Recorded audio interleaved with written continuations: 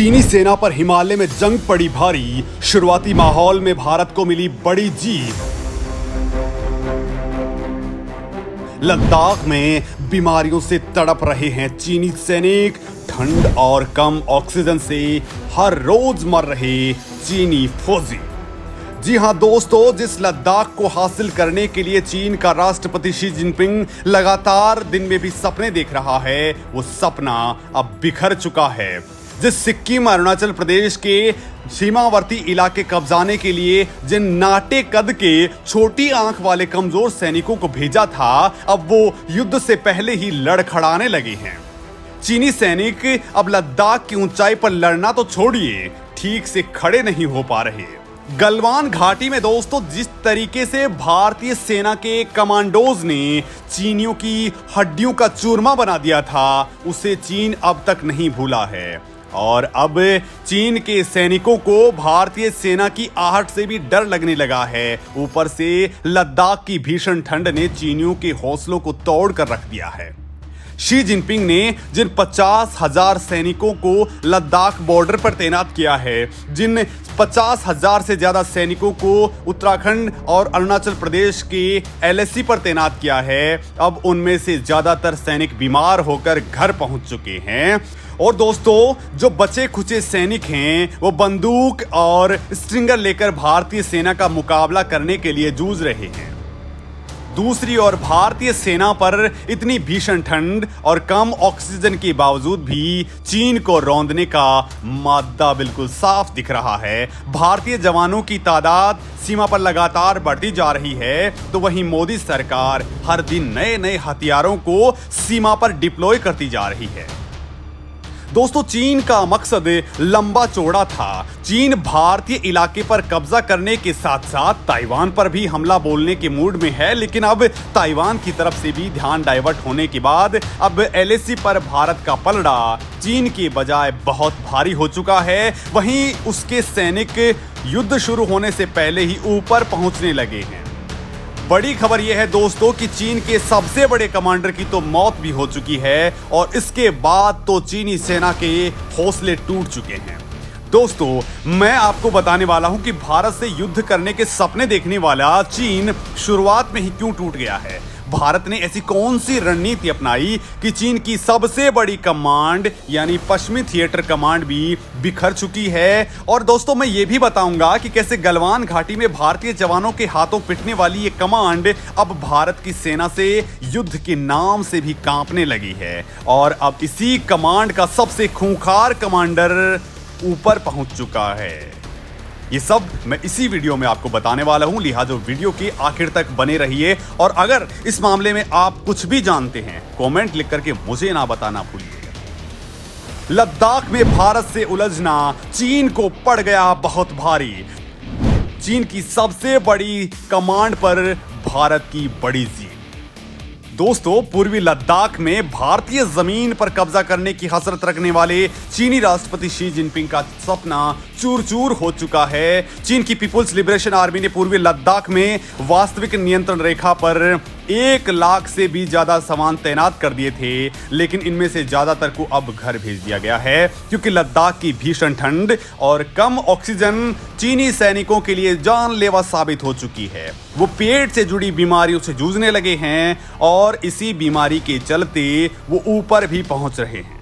दोस्तों बड़ी बात तो यह है कि इसी बीमारी के कारण चीनी सेना की सबसे बड़ी पश्चिमी थिएटर कमांड के कमांडर रहे झांग जुडांग की मौत हो चुकी है। वो करीब 6 महीने ही लद्दाख की चुनौतीपूर्ण परिस्थितियों को झेल पाए। वहीं उनके सामने चीते जैसी फुर्ती के साथ भारतीय जवान किसी भी स्थिति का माकूल जवाब देने के लिए तैयार खड़े हैं।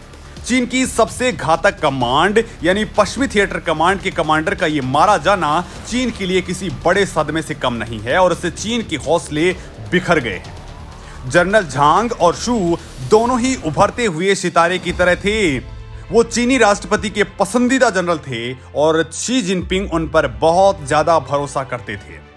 जनरल झांग की जहां मौत हो गई है, वहीं उनके बाद कमांडर बनाए गए जनरल शू भी बीमार चल रहे हैं।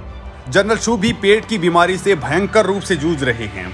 इतना ही नहीं दोस्तों, अग्रिम मोर्चे पर तैनात कई वरिष्ठ सैन्य अधिकारी और कमांडर पेट से जुड़ी बीमारियां और दूसरी बीमारियों से जूझ रहे हैं। कईयों के हार्ट फेल हो चुके हैं, लीवर काम करना बंद कर चुका है।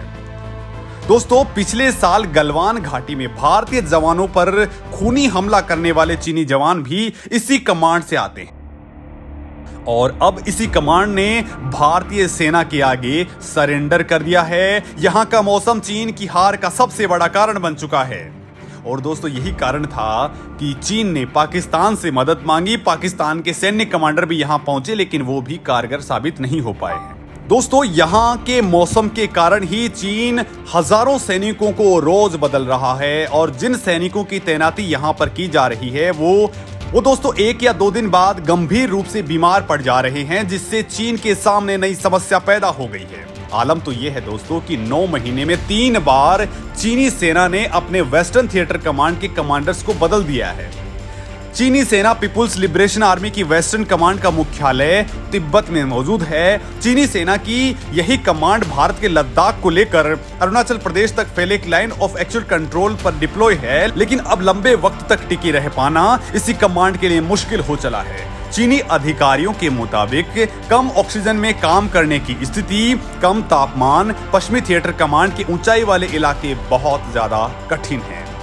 कोरोनरी हार्ट डिजीज अधिकारियों और सैनिकों में सामान्य समस्या बन चुकी है। दोस्तों, चीन यहां पर कुछ बड़ा करना चाहता था, लेकिन भारत के सामने अब वो डामाडोल हो चुका है। लद्दाख के मौसम में चल भी नहीं पा रहे चीनी सैनिक। दोस्तों, लद्दाख के मौसम में चीनी सैनिक लगातार दम तोड़ रहे हैं। ऐसे में चीनी सैनिक यहां पर चल भी नहीं पा रहे हैं, लिहाजा मान सकते हैं कि ऐसे हालात में युद्ध करना तो दूर, अब सीमा पर पेट्रोलिंग करना भी चीनी सैनिकों के लिए परेशानी का सबब बन गया है।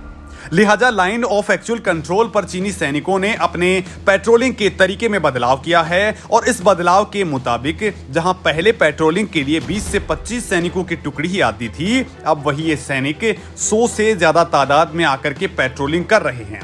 और उत्तराखंड में आप ये एग्जाम्पल देख भी चुके हैं। चीन ने पेट्रोलिंग करने के लिए एलएसी पर सर्विलांस इक्विपमेंट्स भी बढ़ा दिए हैं।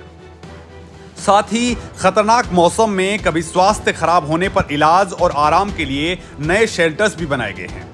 चीनी सेना ने भारतीय सैनिकों के सामने टिकने के लिए अपने पेट्रोलिंग के तरीके को बिल्कुल बदल डाला है। दोस्तों, अब मैं आपको ये बता दूं कि एलएसी पर कई ऐसी जगह हैं जिन पर भारत और चीन दोनों अपना दावा करते हैं। इन विवादित जगहों पर भारतीय सैनिक भी पेट्रोलिंग करते हैं और चीनी सैनिक भी पेट्रोलिंग करते हैं।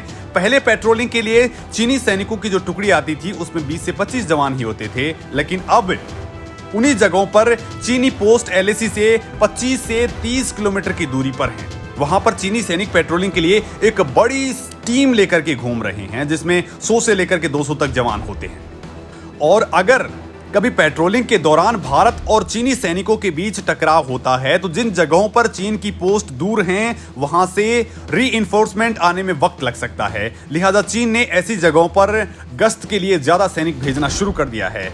वहीं चीन के सैनिकों में अब पैदल चलने की भी ताकत नहीं बची है, लिहाजा चीनी सैनिक साथ में घोड़े भी रखने लग गए हैं। हाल ही में चीनी सैनिक जब भारतीय इलाके बाराहोती में घुसे थे, तब वो 100 से ज्यादा तादाद में थे और उनके पास 50 तो घोड़े ही थे। खैर दोस्तों, लद्दाख में ऊंचाई पर तैनात चीनी सैनिक तेजी से बीमार पड़ते जा रहे हैं और भारतीय सैनिकों से टक्कर लेने में वो मानसिक रूप से भी कमजोर हो चुके हैं। वहीं दोस्तों, चीन एक धोखेबाज देश भी है। ऐसे में बीमारियों का बहाना बनाकर क्या चीन कोई बड़ा षड्यंत्र कर रहा है? क्या भारतीय सेना को चीन के खिलाफ कोई नई प्लानिंग बनानी चाहिए? इस संबंध में आप अधिक कुछ जानते हैं तो वीडियो में कमेंट करके मुझे जरूर बताएं। लेकिन दोस्तों, इस वक्त भारत ने भी लाखों की तादाद में एलएसी पर अपने जवानों को तैनात कर रखा है और वो जवान इतने फौलादी हैं कि चीन के इरादों को नेस्तनाबूद करने की ताकत रखते हैं।